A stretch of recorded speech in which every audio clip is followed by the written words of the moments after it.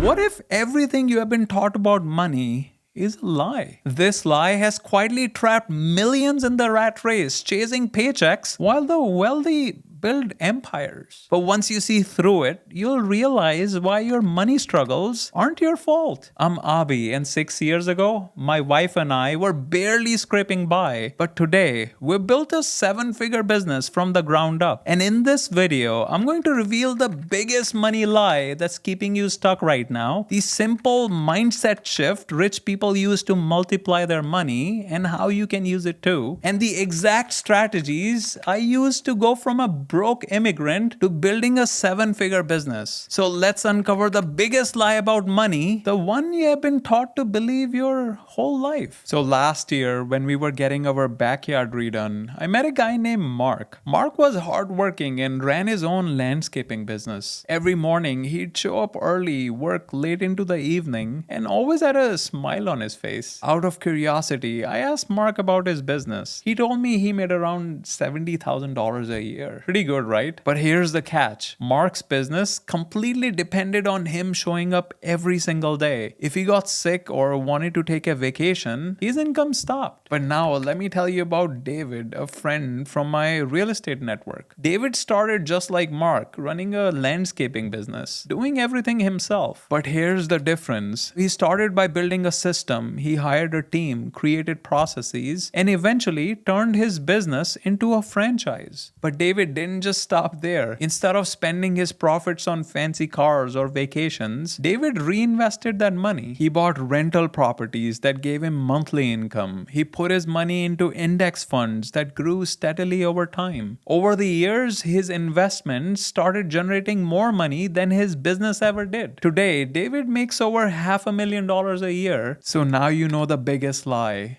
that time is money. But here's the real challenge. Even if you break free from that mindset, you're not guaranteed financial freedom. Why? Because most people don't know how to use their money to create wealth. That's where the seed rule of money comes in. Think of every dollar you have as a seed, and what you do with that seed will determine whether you stay stuck or grow wealth. Here's how it works. Some people grind the seed into flour, bake some bread, and eat it to survive the day. That's the poor mindset. You get your paycheck and it's gone almost immediately, spent on rent, groceries, and bills. It keeps you going for now, but once it's gone, you're back at square one. But then there's the middle class mindset. These people trade their seeds for something shiny, a new car or the latest gadget. But here's the catch. They're using debt to buy these things, and those shiny items lose value over time. It's like running on a treadmill with VR goggles. You feel like you're moving forward, but take the goggles off and you're in the same place. But now let's talk about the wealthy mindset. Wealthy people see the seed differently. They don't grind it, they don't trade it, they plant it. They see every dollar as a seed to grow into a harvest that feeds them over and over again. But how do they do it? By putting their money into opportunities that multiply. They invest in things like dividend-paying stocks,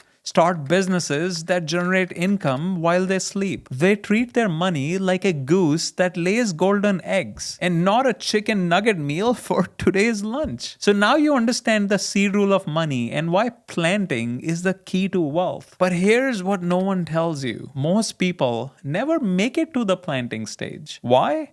It's not about money or lack of opportunities. It's about a hidden fear that's keeping you stuck. So let me show you what it is and how to overcome it. So I'll never forget the moment that changed everything for us. My wife Erica and I were sitting at our kitchen table staring at a listing for a piece of vacant land. At the time, we were trying to build something on the side, a way out of the corporate grind. But we didn't have much to work with. The land, however, seemed perfect. The seller was desperate to offload it, and it was priced well below market value. On paper, it looked like a golden opportunity. But here's the thing. Buying that land meant risking a huge chunk of our savings. I couldn't stop thinking about everything that could go wrong. It was just a piece of vacant land, no buildings, no guarantees. Who's going to buy it? What if it wipes us out completely? But I didn't want to make a blind decision, so we did our due diligence. We triple checked the local sales comps. Every indicator told us this land was worth the risk. But even with all that preparation, I still hesitated. I kept replaying worst case scenarios in my head. But that's when Erica looked at me and said something I'll never forget. She said, "What if it works? What if this is the opportunity we have been waiting for?" And that question hit me like a lightning bolt.